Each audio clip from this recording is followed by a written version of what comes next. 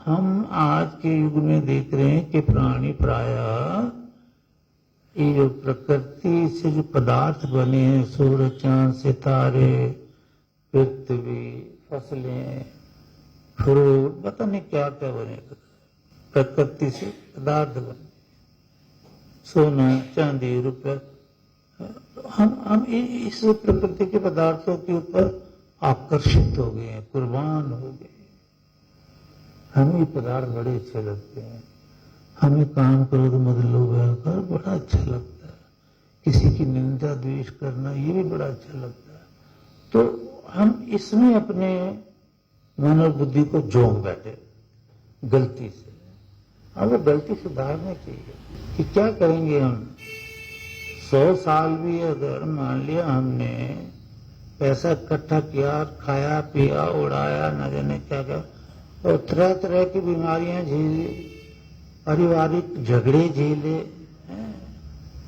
और आखिर में मनुष्य की योनि छूट गई क्योंकि गंदे कर्म किए, वेद मार्ग पर तो चले ही नहीं, छूट गई।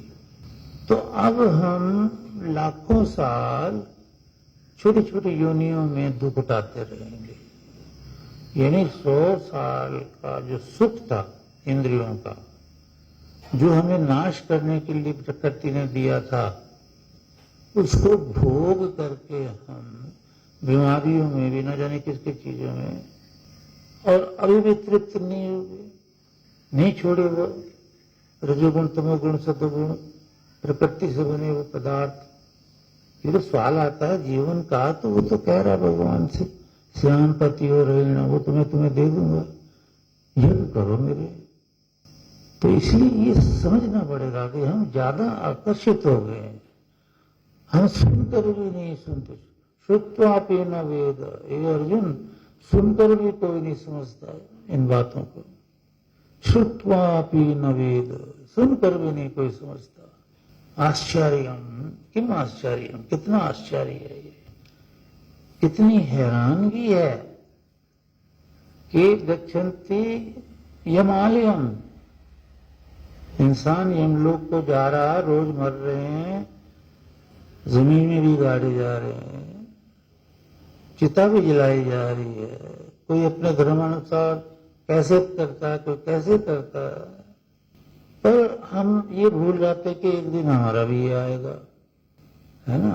देखो मैं तो बहुत डरता हूँ, मैं कि एक दिन तो सबका ही आ रहा बाबा, ये तो बहुत बुरी है मौत। तो लोग क्यों नहीं जागृत होते, इसको क्यों नहीं जीतते। इसको जीतने का तरीका ही गुरु भक्ति है, और रोजाना का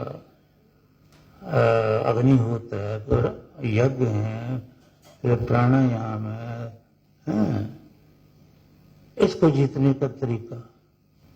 तो ये हमें अच्छा नहीं लगता आजकल, जो 3 युगों में सबको प्यारा था, क्योंकि उनकी इंद्रिय कंट्रोल हो गई थी। बचपन से माता पिता वेद की शिक्षा देते थे, क्योंकि वो माता पिता सारे ग्रस्त में जब रहे, बाद में पहले गुरुकुल में रहे थे 25 वर्ष।